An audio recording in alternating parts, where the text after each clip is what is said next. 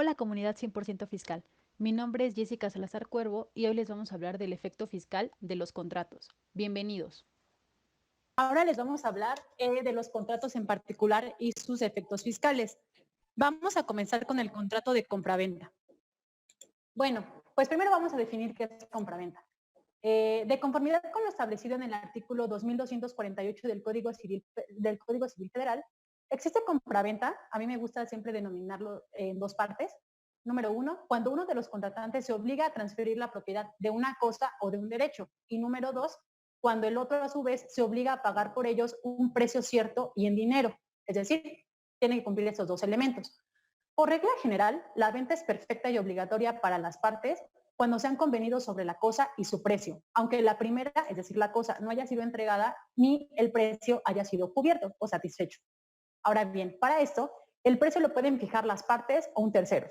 El comprador debe pagar el precio en los términos y plazos convenidos. A falta de convenio, lo deberá pagar al contado. Eso es muy importante. Ahora bien, la demora en el pago del precio lo constituirá en la obligación de pagar réditos al tipo legal sobre la cantidad que adeude. Ahora, eso también es importante para el tema fiscal. La diferencia entre compraventa y permuta. ¿Qué es una permuta? Es un intercambio, un trueque, a grandes rasgos. Más adelante vamos a ver el contrato de permuta en particular. Si el precio de la cosa vendida se ha de pagar en dinero y en parte con el valor de otra cosa, es decir, en ese cambio entra la permuta, el contrato será de venta cuando la parte de numerario, es decir, cuando la parte en dinero sea mayor o igual a la que se pague con el valor de la otra cosa. Es decir, si la parte en numerario fuera inferior, es decir, la parte fuera en dinero, fuera menor que lo que vale la cosa que se esté entregando, entonces el contrato aquí va a ser de permuta y no de compraventa, al caso contrario. Ahora, vamos a continuar con los elementos personales del contrato de compraventa. Los elementos personales de cualquier contrato, pues son las partes que intervienen en el mismo. En este caso, en el contrato de compra-venta, pues obviamente tenemos al vendedor y al comprador. Pero el mismo código nos define limitaciones en las partes. Esas limitaciones son: los extranjeros y personas morales no pueden comprar bienes raíces, sino sujetándose a lo establecido en el artículo 27 de la Constitución Política de los Estados Unidos Mexicanos. Número 2.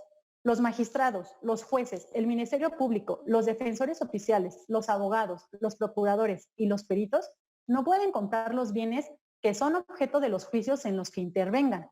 Tampoco pueden ser cesionarios de los derechos que se tengan sobre los citados bienes. La excepción es cuando la venta o cesión de acciones hereditarias, cuando sean coherederas las personas mencionadas, nada más aquí, o de derechos a que se estén efectos bienes de su propiedad. Ahora bien, los hijos sujetos a patria potestad solamente pueden vender a sus padres los bienes comprendidos en la primera clase de las mencionadas en el artículo 428 del Código Civil Federal. Entonces hay que revisar esas particularidades. Los propietarios de la cosa indivisa no pueden vender su parte respectiva a extraños, sino cumpliendo lo dispuesto en los artículos 973 y 974. De la cosa indivisa es la cosa que no se puede dividir cuando hay copropiedad. No se pueden comprar los bienes de cuya venta o administración se hallen encargados, número 1, los tutores y cuidadores, los mandatarios, los ejecutores testamentarios y los que fueren nombrados en caso de intestado, los interventores nombrados por el testador o por los herederos, los representantes administradores e interventores en caso de ausencia, así como los empleados públicos, para este caso en particular. Otro caso son los peritos y los corredores no pueden comprar los bienes en cuya venta han intervenido. Las compras realizadas en contravención a lo dispuesto anteriormente, es decir, por estas personas, serán nulas, ya que se hayan hecho directamente o por interpósita persona, es decir, a través de un representante.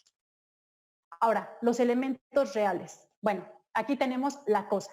La cosa es el objeto directo del contrato, es la materia de la compraventa y debe cumplir con algunos requisitos. La cosa como tal debe ser corpórea e incorpórea. Como ya lo habíamos mencionado anteriormente, las cosas futuras pueden ser objeto de compraventa, ya se los habían mencionado. La cosa debe ser lícita, es decir, debe ser susceptible de venderse debe existir en el comercio y no debe existir prohibición alguna para su enajenación. Debe ser determinada en cuanto o determinable en cuanto a su especie, cuota o cantidad, es decir, debe estar delimitada. No debe ser ajena, es decir, el vendedor no puede vender una cosa de la cual no es dueño. Otro elemento real, el precio.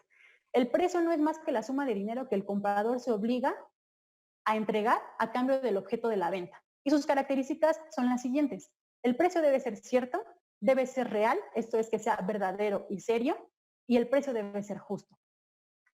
Ahora, rápidamente nos vamos con las obligaciones del vendedor. Bueno, el vendedor está obligado a conservar la cosa hasta el momento en que se entregue materialmente. Para esto, la entrega de la cosa puede ser de tres formas: real, jurídica o virtual. La entrega real consiste en la entrega material de la cosa vendida en la entrega del título. La cosa jurídica es cuando, aún sin estar entregada materialmente la cosa, la ley la considera recibida por el comprador. Y la entrega virtual, que es cuando el comprador acepta que la cosa vendida queda a su disposición a pesar de que no se haya entregado materialmente como lo habíamos visto. Para esto, tenemos que otra de las obligaciones es que el vendedor debe transmitir la propiedad de la cosa. Debe garantizar por el hecho personal. Debe garantizar los vicios ocultos de la cosa. Ya vimos los vicios ocultos en los contratos. Y debe garantizar la evicción. ¿En qué consiste? Bueno, pues esto consiste en la privación total o parcial de la cosa en virtud de una sentencia que haya causado ejecutoria y en razón de un derecho anterior a la compra. Básicamente en eso consiste la evicción. Ahora, las obligaciones del comprador. Bueno, pues el comprador tiene la obligación de pagar en tiempo, lugar y forma el precio por la cosa objeto del contrato. Y debe recibir la cosa. Ahora, para entrar un poco más en materia, debemos distinguir entre compraventa civil o pura, o compraventa pura, y compraventa mercantil. Se puede entender la diferencia señalando que la compraventa civil es toda aquella que no tenga atributos de la compraventa mercantil determinada en el artículo 75 del Código de Comercio, del cual se habló al inicio de esta plática. Por lo tanto, entendemos que serán mercantiles aquellas enajenaciones y adquisiciones de mercancías, efectos y bienes muebles en general, verificados con propósito de especulación comercial. Recuerdan que habíamos hablado de definiciones de doctrina, donde se hablaba justamente de especulación comercial. Aquí lo estamos aplicando. O la otra, tratándose de bienes inmuebles, cuando estas también se realizan con propósito de especulación comercial. También estaba regulado en el 75 del Código de Comercio. Ahora bien, de conformidad con el artículo 14 del Código Fiscal de la Federación, ¿qué se entiende por enajenación de bienes? Esto es importante porque estamos hablando del contrato de compra-venta. Entonces, así, para efectos fiscales, el artículo 14 del Código Fiscal de la Federación señala que se entiende por enajenación de bienes toda transmisión de propiedad, aun en la que el enajenante se reserve el dominio del bien enajenado, las adjudicaciones, aun cuando se realice a favor del acreedor, la aportación de una sociedad o asociación, la que se realiza mediante arrendamiento financiero, esto es muy importante, lo vamos a ver en el contrato de arrendamiento, la que se realiza a través del fideicomiso en algunos supuestos, la cesión de derechos que se tenga sobre los bienes afectos al fideicomiso, la transmisión de dominio de un bien tangible o del derecho para adquirirlo, la transmisión de derechos de crédito relacionados a proveeduría de bienes, de servicios o de ambos a través de un contrato de factoraje financiero en el momento de la celebración de dicho contrato. Esto excepto cuando se transmitan a través del factoraje con mandato de cobranza o con cobranza delegada, así como en el caso de transmisión de derechos de crédito a cargo de personas físicas, en los que se considera que existe enajenación hasta el momento en que se cobren los créditos correspondientes. Esta es una excepción. Ahora, también se considera enajenación la que se realice mediante fusión o escisión de sociedades, excepto los supuestos a que se refiere el artículo 14b del Código. Ahora vamos a entrar con los efectos fiscales del contrato de compraventa puro. Nada más hicimos la distinción con compraventa mercantil. Ahora, efectos fiscales. Para poder comenzar con el análisis de los efectos fiscales, se tiene que hacer la distinción entre personas morales que tributan de conformidad con el título 2 de la Ley del Impuesto sobre la Renta, personas físicas con actividades empresariales, así como personas físicas también, que tributan bajo el régimen de ingresos por enajenación de bienes o adquisición de los mismos. Bueno, en esta parte del curso, específicamente ahorita, nos vamos a referir específicamente a las personas físicas que tributan bajo el régimen de ingresos por enajenación o el régimen de adquisición de bienes. toda vez que este tipo de operaciones se refieren a la compraventa pura y las otras dos se refieren a las otras dos opciones se refieren a la compraventa mercantil. Es decir, vamos a hablar posteriormente de esta parte, pero nos vamos a ceñir nada más a personas físicas en este momento que obtienen ingresos a través de enajenación o adquisición de bienes, así también como las personas morales que tributan de conformidad con el 2. Ahora, ya vimos, analizamos el artículo 14 del Código Fiscal de la Federación y en su fracción primera nos dice que se entiende por enajenación de bienes, número 1, toda transmisión de propiedad. Ya les expliqué la definición de compra-venta y es justamente la transmisión de la propiedad a cambio de un precio, del pago de un precio. Bueno, pues entonces, bajo ese supuesto, con relación al impuesto sobre la renta, se analizará el efecto de las personas físicas que no realicen, repito, que no realicen actividades empresariales. Esto es solo que tributen bajo el régimen de enajenación o de adquisición de bienes. Ahora, vamos a hablar entonces del contrato de compraventa derivado de operaciones de enajenación de bienes. Bueno, pues para efectos del vendedor, si el contribuyente de impuestos sobre la renta, el contribuyente de impuestos sobre la renta deberá determinar una utilidad. Es lógico, el que vende recibe una ganancia, en razón de ello, de conformidad con la ley del impuesto sobre la renta, debe determinar una utilidad por esa operación. Así, el artículo 119 de la Ley del Impuesto sobre la Renta señala que se considera ingresos para efectos de la enajenación de bienes y nos señala que se considera ingresos por enajenación de bienes los que deriven de los casos previstos en el Código Fiscal de la Federación, los cuales ya analizamos anteriormente. Ahora, en los casos de permuta se considera que hay dos enajenaciones. Esto es muy importante. En el caso de permuta, lo vamos a ver más adelante en particular, pero es importante tenerlo presente.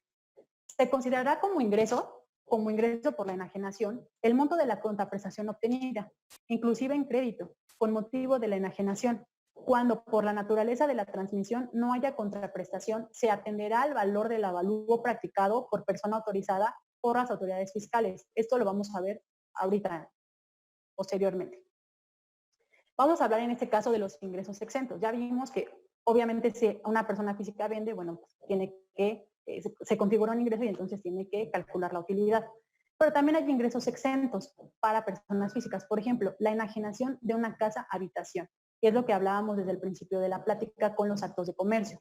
El artículo 93 de la Ley del Impuesto sobre la Renta, en su fracción 19, nos establece que no se pagará el impuesto sobre la renta por la obtención de los siguientes ingresos: los derivados por la enajenación de casa habitación del contribuyente, siempre que el monto de la contraprestación obtenida no exceda de 700,000 UDIs o unidades de inversión y la transmisión se formalice ante un fedatario público. Ahora bien, si excede esta cantidad, bueno, pues por el excedente se determinará la ganancia y se calculará el impuesto anual y el pago provisional en términos del capítulo cuarto de ese título, considerando las deducciones en la porción que resulte de dividir el excedente entre el monto de la contraprestación obtenida. Ahora, el cálculo y entero del impuesto que corresponda al pago provisional se realizará por el fedatario conforme a dicho capítulo.